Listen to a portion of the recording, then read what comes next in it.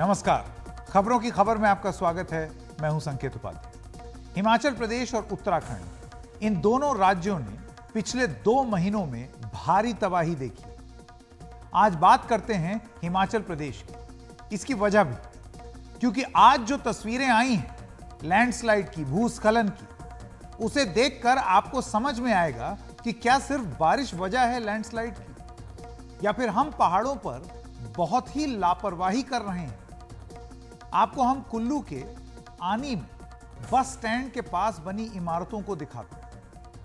ये जो इमारतें हैं, ये मैदानी इलाके में नहीं बनी हैं, प्लेन्स में नहीं है ये।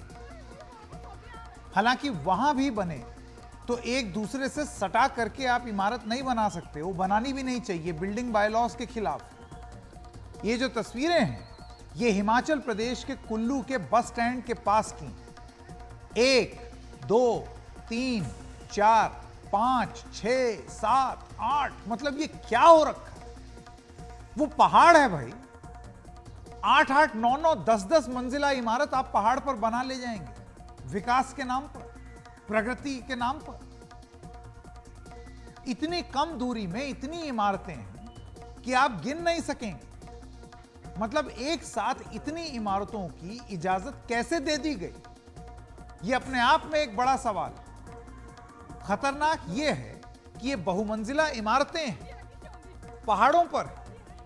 कोई 5 मंजिला है, कोई 7 मंजिला है, कोई 10 मंजिला है।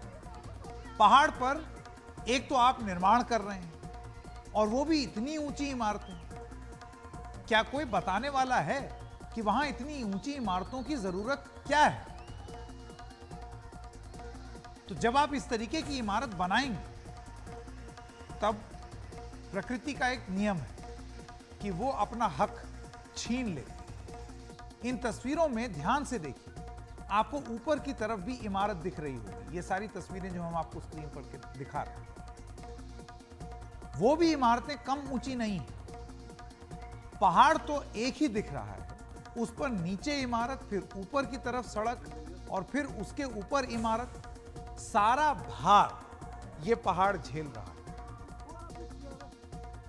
इसीलिए जब इस लैंडस्लाइड प्रोन इलाके में, जहां पर भूस्खलन होता है, जब उन जगहों पर इस तरीके की आप बिल्डिंग के पीछे बिल्डिंग बनाते चले जाएंगे, तो पहाड़ कुछ हद तक ही झेलेगा।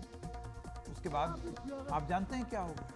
ऐसे में कैसे और किसने ये इमारतें बनाने दी, उस पर आज प्रमुखता से हम लोग सवाल पूछें।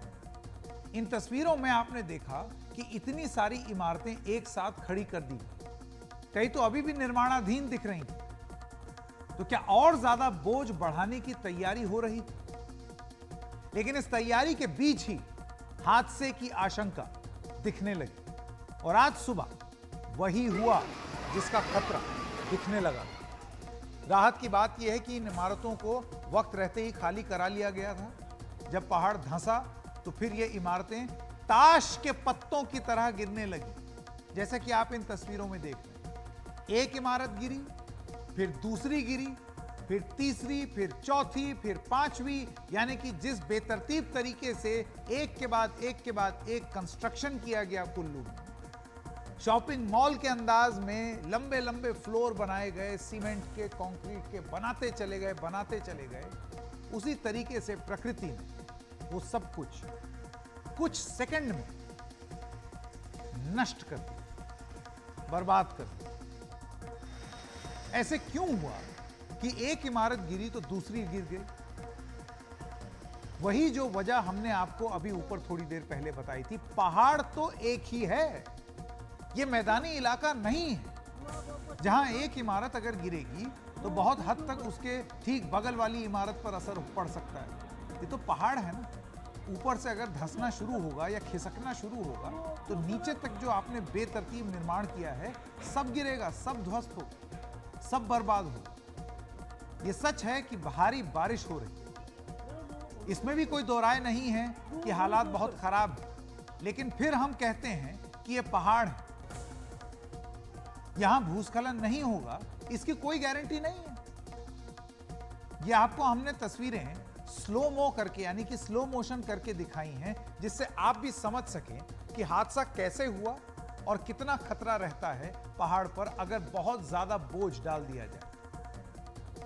ये टॉप एंगल से ली गई कुछ तस्वीरें, आप इसमें और साफ साफ देख सकते हैं कि कैसे इमारत के ऊपर पहाड़ पर दूसरी इमारत, महज चंद सेकंड में कई इमारतें जमींदोज हो सकता है अब जांच के आदेश दे दिए जाएंगे।